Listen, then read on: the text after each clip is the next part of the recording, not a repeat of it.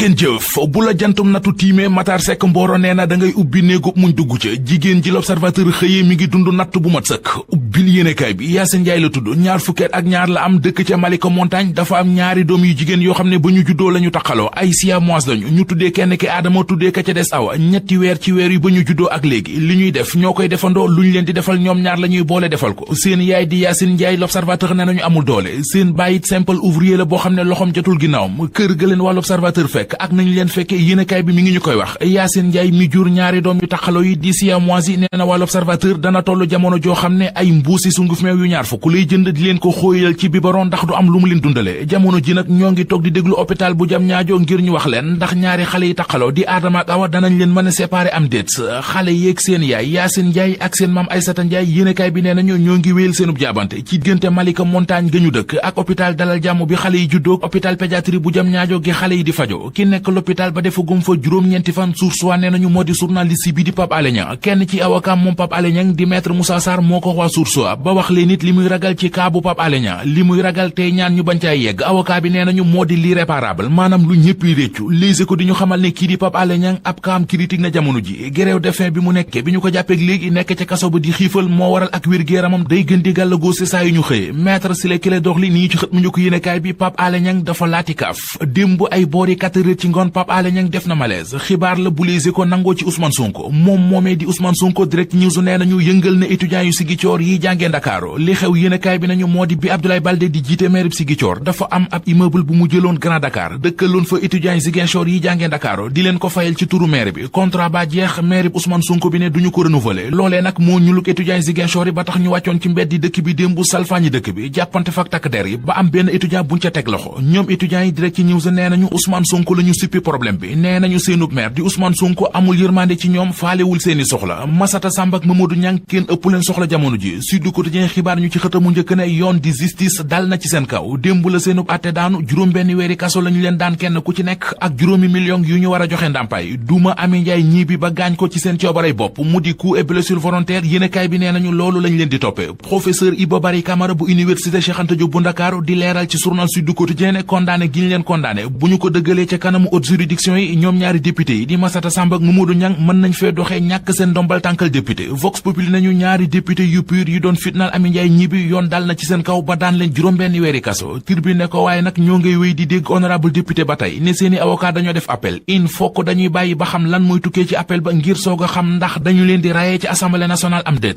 bés bi le jour nañu ñaari député ngi yu bokk ci Yewwi Askan Wi yoo xam ne seenu ëllëg ci assemblée nationale taq na suuf mu di député Barthélémy Dias mi coowal Fatou Ndiaga Diouf li teggee kogul ba léegi ak député Massata Samb ak député Mamadou Niang yi yoon daan démb juróom benn weeri kaso ñaari député yeneen yu ñu seen ci xët mu njëkk journal Le Quotidien ñooy député Aminata Touré ak député Guy Marius Sagna li ñu bëgg mu di fukki ministre yi ñu épinglé ci rapport Cour des comptes bi ñu yóbbu leen ca kanam haute cour de justice atte leen fa journal bi ne nañu loolee ñu bëgg du gaaw am ndax fa ñu bëgg ñu yóbbu leen fa mu di haute cour de justice ëttu atte la bu amatul ci réew mi ministre de la justice réew mi Ismaïla Madior Fall Le Quotidien nee nañu nee na du Mansour Faye te it du doon benn ministre de la république bu ñu yóbbu ca kanamu procureur Walf Quotidien nañu cay Ismaïla Madior Fall polémiste haute couture noonee la ko yéenekaay bi tudde ñu tudd au conseil collectivité territoriale ak journal L'Info mi bind ne HCCT ci point mort la nekk demul dikkul deful dindiwul Aminata Mbengue Ndiaye mi ko jiite dafa indisponible te ñi ñu fal ñu war a nekk ci au conseil collectivité territoriale ba léegi kenn installé gu leen